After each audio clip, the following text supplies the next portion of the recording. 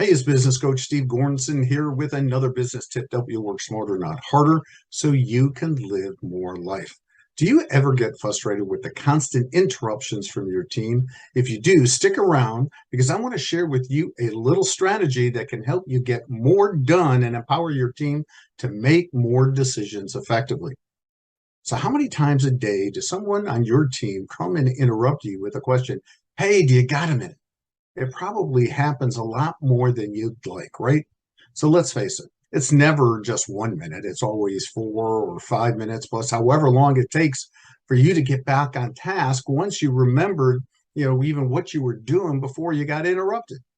So these little interruptions can end up absorbing your entire day and keep you from getting done what's the most important thing that you should be focusing on in your business.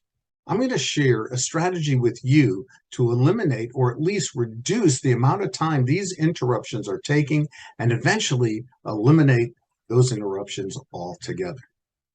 So let's take a step back and ask ourselves, why does our team come and interrupt us? They know we're busy. We probably even asked them not to interrupt us, yet they continue to come to us looking for answers. Well, the simple answer is we've trained them to do so. Whether we know it or not, we've trained them to come to us for answers. And you might think, hey, well, no, I haven't. I've asked them not to interrupt me, and, I don't want these interruptions. So here's a little litmus test. If a team member comes to you and says, hey, I have a challenge this, what do you think? And if you give them an answer, that's your training moment. You are training your team to continually inundate you with requests for answers. So what we need to do is really do a shift on this. So here's the strategy. The next time a team member comes to you with a question and you don't have the answer or solution, don't give them one. Send them away and say, hey, look, come back in a couple of minutes. Come back to me with 3 potential solutions that we can discuss.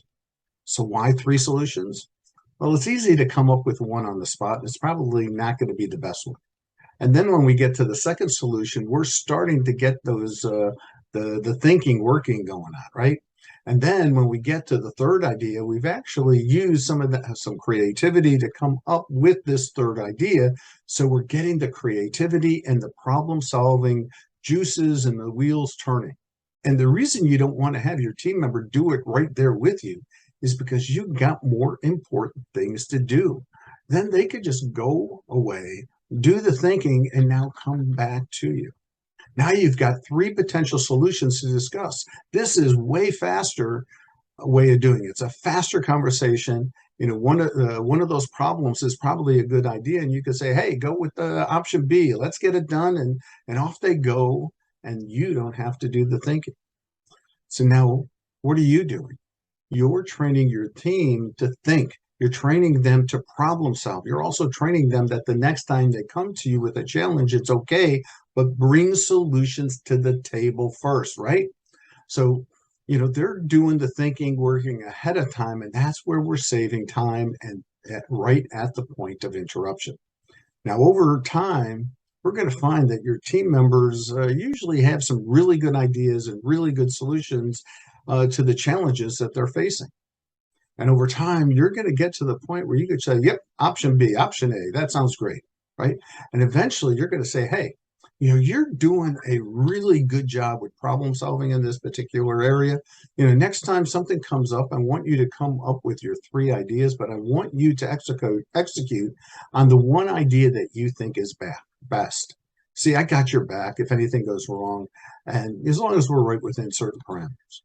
You're training them now to build their own confidence, their decision-making ability, and eliminate the interruptions for you. So that's the business tip for today to help you work smarter, not harder. Don't give your team the answers. Give them a request for solutions that they're going to bring to you that you can discuss to help them get involved in the thinking and the problem-solving process. So you have a fantastic week of not giving out answers, but requesting for solutions, and I'll get you next time. This is business coach Steve Gornson working with real people generating real results to help you work smarter, not harder, so you could live more life.